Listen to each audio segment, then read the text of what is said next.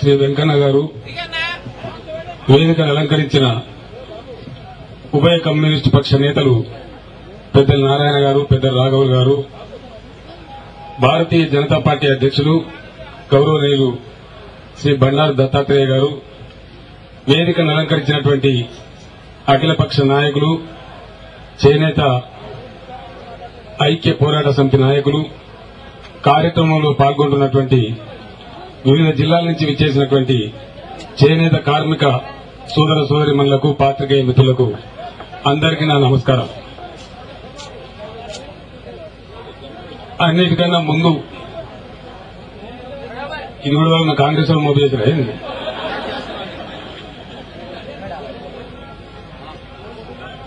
ఒక్క మాటలో చెప్పానంటే పోలీసులు చెప్పండి, వాళ్ళు చూసుకుంటారు. మంత్రాలకు చింతకాయలు రాలయి. 4 సంవత్సరాలు ప్రభుత్వం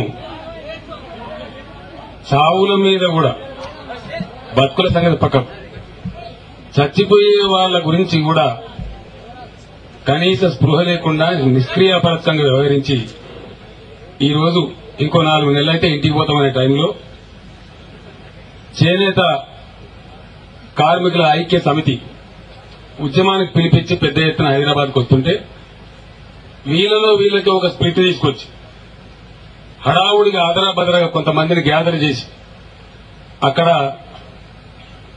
బడ్జెట్ లో పెట్టే విషయాన్ని పరిశీలిస్తామని చెప్తారు ముఖ్యమంత్రి పొడిగా. బడ్జెట్ లో పెట్టేదాన్ని పరిశీలిస్తారంటే ఇంకా కూడా ఈయన జ్ఞానోదయం కాలేదు. ఈ ముఖ్యమంత్రి గారు మాట్లాడతారు, అన్ని మేమే చేసేసాము, 6 సందమామాలు పెట్టినాము, 7 సూర్యులు పెట్టినాము, ఇంకా కొత్తోడు ఎవడొచ్చి చేసేది ఏముంది అంటారు. అంటే మన ముఖ్యమంత్రి గారు తెలియజేయడం గింతే అనుకోవాలి. మనం ఎక్కడ ఏం మారింది? చేనేత కార్మికుల ఆకలి సాగులు, ఆత్మహత్యలు తప్పుతున్నాయా? అప్పుల బాధలు తప్పుతున్నాయా? నల్గొండ జిల్లా ఫ్లోరైడ్ సమస్య తీరిందా? మహబూబ్ నగర్ వలసలు ఆగినాయా? పరంపర కొనసాగుతున్న రైతుల ఆత్మహత్యలు ఆగినాయా? ఏమన్నా మెరుగుపడ్డదా? నిరుద్యోగ యువతకు ఉపాధి దొరికిందా? అంత మేమే చేసినామంటే ఏ భ్రాంతిలో ఉన్నాడు ముఖ్యమంత్రి? ఇంత భ్రాంతిలో ఉన్నటువంటి పరిపాలకుల మబ్బు వదలానంటే నేను అందుకే చెప్పిన మంత్రాలకు చిత్తకాయలు రాలి. చేనేత కార్మికులు లేనిదెక్కడ? ఏ నియోజకవర్గంలో లేరు. ఎక్కడికక్కడ మంత్రులను, ఎమ్మెల్యేలను, ముఖ్యమంత్రిని జిల్లాల పర్యటనకు వస్తే అడ్డం తగలాలి. మన ప్రజాస్వామిక హక్కు అది. నిలదీయాలి, గురావు చేయాలి, కదలనీయం బిడ్డ, జవాబు చెప్పి కదులు జాగ్రత్త అని చెప్పి అడగాలి. ప్రజాస్వామిక హక్కు. దౌర్జన్యం చేయమని నేను చెప్తలేను, దాడి చేయమని నేను చెప్తలేను. ఇంకేం కావాలి? ఇంతకన్నా దుస్థితి ఏముంటది? నేను ఒక రోజు తెలంగాణ భవన్లో కూర్చున్నాను. సిరిసిల్ల నుంచి ఒక అమ్మ వచ్చి, నమస్కారం సార్. నమస్కారం అమ్మ, ఎవరంటే సిరిసిల్ల సార్. ఏమమ్మా ఏం సమస్య అంటే, నేను చేనేత కార్మిక వర్గంలో చూసిన సార్ చాలా బాధలు ఉన్నాను.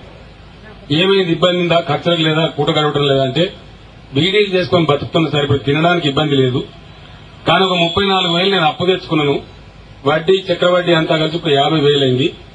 ఆ అప్పిచ్చిన ఆయన బాగా హరాస్ చేస్తా ఉన్నాడు. నేను మా పక్కింటి వాళ్ళని అడిగితే నువ్వు కేసీఆర్ గారి దగ్గరికి వెళ్ళి ఆయన సాయం చేస్తారని చెప్పారు. ఒకవేళ 50,000 కనుక మీరు దయదలిచి ఇస్తే తీసుకెళ్లి అప్పు తీరుస్తా, బతుకుతా, లేకపోతే నేను ఇంటికి పోయి చచ్చిపోతాను. ఏ మనిషి మాట్లాడతారు ఈ మాట? నిటారుగా నిలువున బతికున్న మనిషి ఇంకో బతుకున్న మనిషి ముందు నిల్చుండి మీరు ఒకవేళ సహాయం చేయకపోతే నేను ఇంటికి పోయి చచ్చిపోతా అంటది. ఎక్కడి నుంచి వస్తుంది ఈ వేదన, ఈ రోదన, ఈ బాధ? ఆమెకు నేను డబ్బులు ఇచ్చిన తర్వాత పోయింది, అప్పు కట్టింది.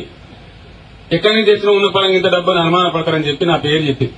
నేను కేసీఆర్ గారి దగ్గర పోతే డబ్బులు ఇచ్చింది. ఆ విషయం ప్రచారమై దాదాపు 43 మంది వచ్చారు.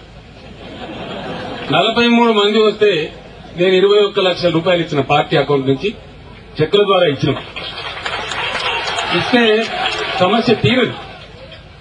అది సమస్య హిమాలయ పర్వతం అంతా ఒక వ్యక్తి ఒక పార్టీ చేస్తే ఇది ఎంత? ఆ తర్వాత పొద్దున్న లేచి పేపర్ చదువుతా ఉంటే సిరిసిల్లలో కార్మికుని హత్య నుంచి కళ్ళమడి నీళ్లు గారిని బాధ అనిపించింది. హృదయంలో ఎక్కడో కెరుక్కుంటుంది. నేను సిరిసిల్ల పద్మశాలి సమాజం పెద్దలందరికీ ఫోన్ చేసి ఒక 25 మందిని రప్పించాను ఇక్కడికి హైదరాబాద్. భోజనాలు ఏర్పాటు చేసుకుని సుదీర్ఘంగా 4 గంటల పాటు చర్చించాం. ఇంతమంది ఉండి కూడా మన కళ్ళ ముందే పిట్టల్లాగా మనుషులు రాలిపోతా ఉంటే ఏం చేద్దాం, దీనికి ఏదైనా ఒకటి చేయాలి కదా, ఏదో ఒక బాట పట్టాలి కదా, ఏం చేద్దామంటే వాళ్ళు కొన్ని సమస్యలు చెప్పారు.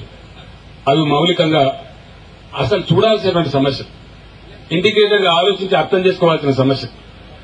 అవి కూడా ప్రభుత్వం పట్టించుకోకుండా కంటి తుడుపు చర్యగా ప్రజలను మనుషులను కేవలం ఓట్ల రూపంలో చూసేటువంటి ఈ పార్టీ ప్రభుత్వాలు కళ్లబొల్లి మాటలు చెప్పి తప్పించుకునే ప్రయత్నం చేస్తా ఉన్నారు. దాంతో నేను స్పందించి చెప్పినాను, మనోధైర్యం లేకనే ఆత్మహత్యలు చేసుకుంటున్నారు కాబట్టి, ఇక మేము బతికి లాభం లేదు, మాకు ఆపన్న హస్తం అందించే వాళ్ళు ఎవరు లేరు అనే అభిప్రాయం ఉంది కాబట్టి వీళ్ళు చనిపోతా ఉన్నారు. వీళ్ళకి ధైర్యం కలిగించడానికి ఇనీషియల్ గా నేను నాకున్న పరపతిని ఉపయోగించి ఒక 50 లక్షల రూపాయల నిధి జమ చేసి మీ సిరిసిల్ల చేనేత సమాజానికి ఇస్తాను, దాన్ని ఏ విధంగా వాడాలో మీరే నిర్ణయించుకుని దాంట్లో మేము కలగ చేసుకోమని చెప్పితే దాని కరీంనగర్ లో నేను ఒక సభలో మాట్లాడుతూ ఆవేశపూరితంగా అనౌన్స్ చేస్తే బ్రహ్మాండమైనటువంటి స్పందన వచ్చి ఒకటే గంటలో 38 lakhs కూలపోయింది.